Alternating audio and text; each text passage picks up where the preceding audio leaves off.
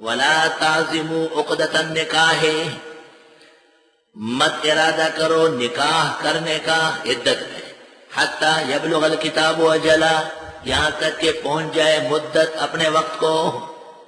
کتاب سے مراد مدت نہیں رہے گا، اور اجلا اپنا وقت موعود، یعنی 130 دن پورے ہو جائے. وَعَلَمُوا، جان لو، ان اللہ یعلم ما فی انفسکم، بے شک اللہ جانتے ہیں جو کچھ تمہارے دلوں میں ہے. فاحذروہ، نافرمانی سے بچو.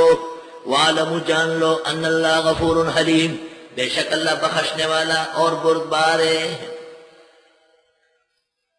لا الہ الا اللہ. ان تمام آیات سے پتہ چلتا ہے کہ جس خاتون کا خاوند مرے اس کے لیے لوگ تیار ہوتے ہیں، اس کے ساتھ نکاح چاہتے ہیں، اس کے ساتھ گفتگو ہوتی ہے، پابندیاں آ گئی. اس کا ایک ضابطہ بتاتا ہوں کہ ایسا کیوں ہے.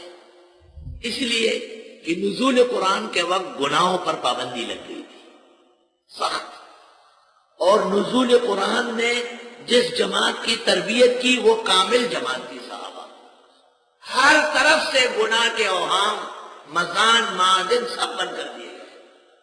تو ایک ہی راستہ تھا نا، عورتوں کا استعمال حلال نکاح سے.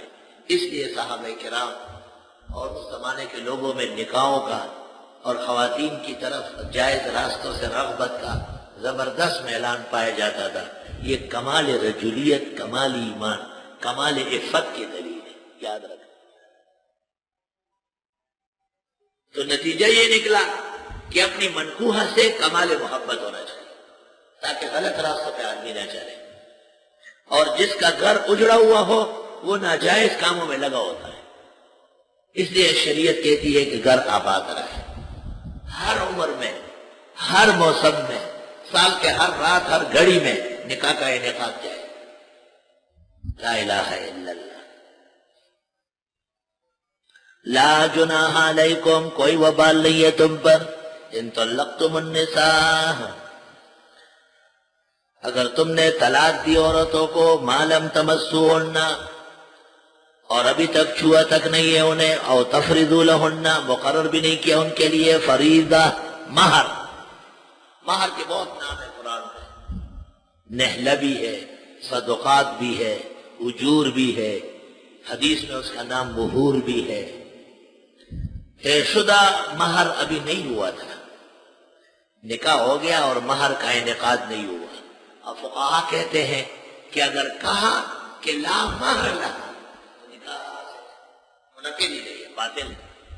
اور اگر غلطی سے مہر کا ذکر نہیں ہوا تو خود بخود دو مہروں میں سے ایک آ جائے گا، یا شرعی اور یا مہر مثل، نکاح صحیح ہو جائے گا. اشکال کا جواب دے دیا کہ مہر مقرر ہی نہیں کیا، یعنی بولنے میں، تعیین و تسلیم میں ہے. خود بخود مہر شرعی 10 دراہم یا مہر مثل اس جیسی خاتون کا مہر خود بخود آ جاتا، دینا پڑے گا. یہ اور وہ صورت علیحدہ ہے کہ میں اس خاتون سے نکاح کرتا ہوں اللہ مہر لہا، تمام فقہ میں نے کہا نکاح منعقد نہیں ہے، مہر کا انکار کر دیا اس نے. یہ مہر کا انکار تھوڑا ہی ہے، صرف تعین تفریض نہیں ہے. وَمَتِّعُوهُنَّ، فائدہ دے دو ان کو، کوئی جوڑا دے دو، کوئی پیسے ویسے دے دو، چادر خرید کے دے دو، کرتا شلوار، ایک دوپٹہ، ایک شری چادر. طلاق ہو گئی نا، ابھی ملاقات نہیں ہوئی. عَلَى الْمُوسِعِ قَدَرُهُ، طاقت و توفیق والے پر اس کی توفیق کے مطابق اعلیٰ کپڑے دے. وَعَلَى الْمُقْتِرِ قَدَرُهُ، اور تنگ دست پر اس کی توفیق کے مطابق متاعًا بالمعروف، یہ فائدہ دینا ہے دستور کے مطابق. حقاً علی المحسنین، یہ حق ہے احسان کرنے والوں پر. یہ وہ صورت ہے جس میں مہر کا انعقاد نہیں ہوا تھا اور نکاح کے بعد میاں بیوی کی ملاقات بھی نہیں ہوئی اور طلاق واقع ہو گئی. مہر نہ ہونے کی صورت میں بس کچھ جوڑے ووڑے دے دو اس کو. وَإِن طَلَّقْتُمُوهُنَّ، اور اگر تم نے عورتوں کو طلاق دی، من قبل ان تمسوهن، اس سے پہلے کہ اس کو چھو لیتے، وَقَدْ فَرَضْتُمْ لَهُنَّ فَرِيضَةً، اور مقرر کر چکے تھے ان کے لیے مہر، فنصف ما فرضتم، بس آدھا دینا ہوگا جو مقرر کر چکے ہو۔ اگر طلاق تو نکاح ملاپ سے پہلے ہو گئی مگر مہر مقرر ہو چکا تھا، ملاپ نہیں ہوا طلاق ہو گئی، مہر مقرر ہے آدھا مہر۔ ظاہر بات ہے کہ اگر مہر مقرر ہو چکا ہے اور ملاپ بھی ہو چکا ہے اور پھر طلاق دے دی تو خاتون کا حق پورا مہر۔ الا ان یعفونا، مگر یہ کہ وہ معافی کر دے، او یعفو الذی بیدہ عقدۃ النکاح، یا معاف کرے وہ شخص جس کے ہاتھ میں گرہ ہے نکاح کا۔ اختیارات نکاح کے مرد کے پاس ہے۔ فقہا کہتے ہیں خاتون چاہے یا نہ چاہے مرد طلاق دے سکتا ہے اور واقع ہو جائے گی۔ خاتون کا رضامند ہونا یا قبول کرنا یا اطلاع ہونا انتظام کے لیے ضروری ہے، انعقاد کے لیے ضروری نہیں ہے۔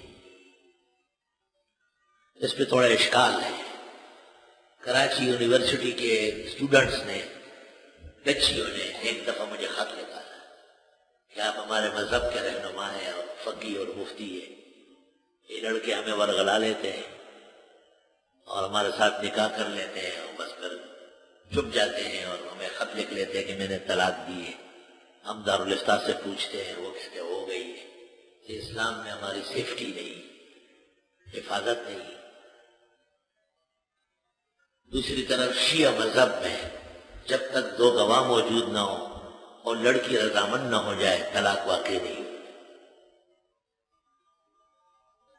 تو ان بیویوں نے مجھے لکھا تھا کہ اس مسئلے پر سیر حاصل باز کریں، ہمیں خوف ہے کہ اپنے مستقبل کے تحفظ کے لیے کئی بار نادان لڑکیاں شیعہ مذہب اختیار نہ کریں۔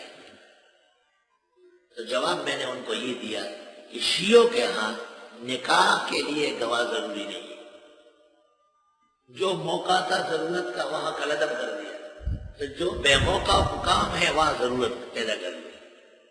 ہمارے ہاں نکاح کرتے وقت سچی بات یہ ہے کہ عزیز و اقارب کی مرضی بھی ضروری ہے۔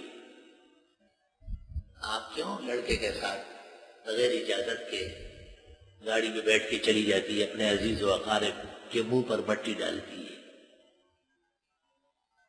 اور آپ کو کیا ضرورت ہے کہ صرف ایک لڑکے کا ظاہر دیکھ کر اس سے نکاح کرتی ہے بغیر اس کے معاملات اور اس کے ماضی اور اس کے نسل و نسب دیکھے؟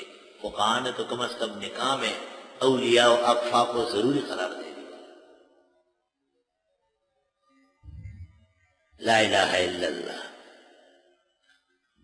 فرمایا کہ نصف دینا پڑے گا مہر، الا یعفونا، مگر یہ کہ وہ معافی کرے کہ میں نصف بھی نہیں لیتی، بس مجھے طلاق ہو گئی اور شکر ہے کہ عزت لٹنے سے بچ گئی۔